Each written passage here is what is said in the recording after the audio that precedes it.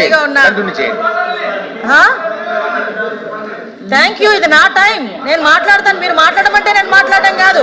Speaker నాకు ఇచ్చిన time ఇది, చైర్మన్ గారు నాకు ఇచ్చిన టైం ఇది. నువ్వెవరు చెప్పడానికి నాకు మాట్లాడమని?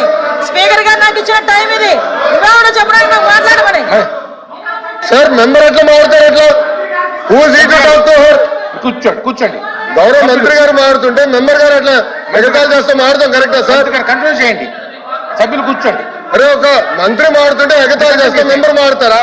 మీరు కంటిన్యూ చేయండి. ఏంటి సార్ ఇది? హౌస్ కంట్రోల్ చేయండి సార్. ఇది హౌస్ ని ఆర్డర్ లో పెట్టుకోండి సార్. మీతో మిమ్మల్ని ఉద్దేశించి మాట్లాడాలి తప్ప మమ్మల్ని ఉద్దేశించి మాట్లాడండి సార్. అంటే హౌస్ కి విలువ ఎక్కడ ఉంటుంది సార్? ఇది వద్దులేండి.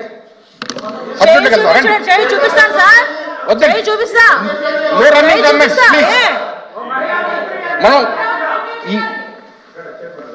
మనం ఎక్కువ ప్రశ్నలు ఉన్నాయి, ప్రశ్నలకు చక్కటి సమాధానం రాపించాలి. అందులో కొంచెం ఒక సమయంగా మీరు ఉన్నదని కోరుతున్నాను. అధ్యక్ష, ఈ విషయంలో అధ్యక్ష సుమారుగా ముందస్తు చర్యల గురించి కూడా అధ్యక్ష అడిగారు. ఇవి ఆకస్మిక వరదలను ముందే చెప్పాము అధ్యక్ష. అయినప్పటికీ కూడా వర్షపాతం రోజు రోజుకి అంటే దగ్గర చూసుకుంటే అధ్యక్ష వర్షపాతం కూడా 800 రెట్లు పెరిగింది అధ్యక్ష.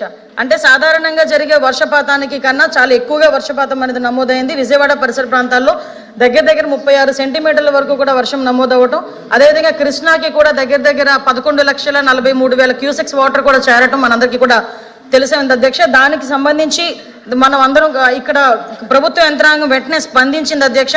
వెంటనే స్పందించి ఇమీడియట్ గా ఇక్కడ సుమారుగా 294 సహాయ శిబిరాలు, అదేవిధంగా 1717 మెడికల్ శిబిరాలు కూడా ఏర్పాటు చేసుకోవడం జరిగింది. దాంతో పాటు వాళ్ళందరికీ కూడా 10 రోజులకి సంబంధించి 1,15,00,000 ఫుడ్ ప్యాకెట్స్ కూడా వాళ్ళందరికీ పంపించడం. రిలీఫ్ సంబంధించి ఫుడ్ ప్యాకెట్సే కాదు అధ్యక్ష, క్యాండిల్స్, మ్యాచ్ బాక్సుల దగ్గర నుంచి మొదలు పెట్టుకుని వాటర్ బాటిల్స్ వాటికి యూజ్ చేసుకోవడానికి కూడా, తాగడానికి కాదు అధ్యక్ష, వాటర్ యూజ్ చేసుకునే దానికి కూడా వాటర్ కూడా పంపించుకునే ఏర్పాటు కూడా మనందరం కూడా చేసుకున్నాం అధ్యక్ష.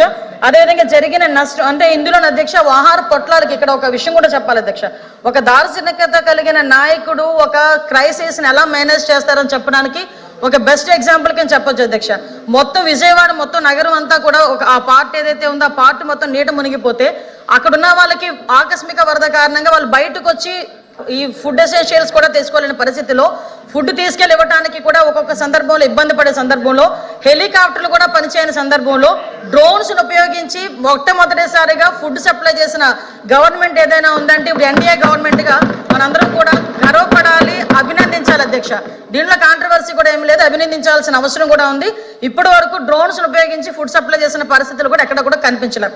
దీంతో అధ్యక్ష మొత్తం జరిగిన నష్టం అధ్యక్ష దగ్గర మనకి వ్యవసాయానికి చూసుకున్న అధ్యక్ష 23,297.45 హెక్టార్లు, హార్టికల్చర్ 11,177.77 హెక్టార్స్, పశుసంవర్ధక సంఖ్యలో 89,010, మత్స్య పరిశ్రమ 632, దెబ్బతిన్న గృహాలు 98,662, R&B రోడ్స్ దగ్గర నుంచి చూసుకుంటే అధ్యక్ష 664.810 కిలోమీటర్స్ అధ్యక్ష.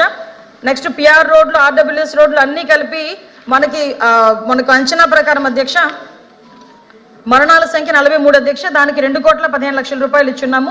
గృహ నిర్మాణానికి సంబంధించి 204,36,78,000 రూపాయలు ఇచ్చున్నాము అధ్యక్ష. అదేవిధంగా అన్నిటికీ సంబంధించి 304,08,88,000